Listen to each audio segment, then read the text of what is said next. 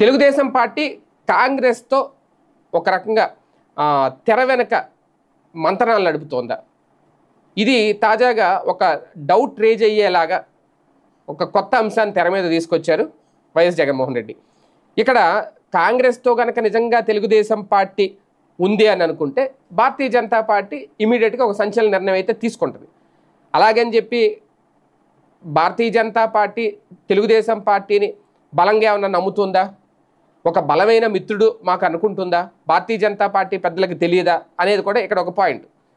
2014 నుంచి 19 వరకు కలిసి ఉండి తర్వాత విడిపోయి 2014లో కలిసి తర్వాత విడిపోయి 2019లో మళ్ళీ సింగిల్గా పోటీ చేసి ఓటమి పాలి, మళ్ళీ 2024లో మళ్ళీ రాజకీయ అవసరాల దృష్ట్యా పొత్తు పెట్టుకొని మళ్ళీ అధికారంలోకి వచ్చారంటే భారతీయ జనతా పార్టీకి కూడా తెలుసు తెలుగుదేశం పార్టీ అంత నమ్మదగ్గ మిత్రపక్షమా కాదా అనేది.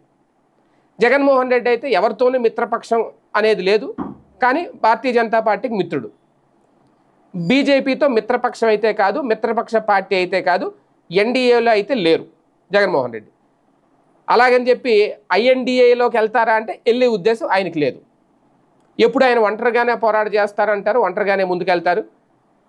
బీజేపీతో కలుస్తారా లేదా అనేది ఇంకా భవిష్యత్తులో తీసుకునే నిర్ణయం మీద ఆధారపడి ఉంటుంది. ఎవరితో కలుస్తారు ఎవరితో లేదా ఇంకా 4 ఏళ్ళ సమయం ఉంది అవసరం అనుకుంటే, ఎందుకంటే అలాగని కలవరని చెప్పట్లేదు. కానీ ఈ లోపు మాత్రం ఒక మైండ్ గేమ్ స్టార్ట్ చేశారా, ఒక కొత్త మాస్టర్ ప్లాన్ వేశారా, మాస్టర్ స్కెచ్ చేశారా అనేది పక్కన పెడితే జగన్మోహన్ రెడ్డి కాంగ్రెస్ టీడీపీ కలిసి ఉన్నాయి అనే మాట మాట్లాడడంతో భారతీయ జనతా పార్టీకి ఒక షాక్ ఇచ్చినట్టు అయింది.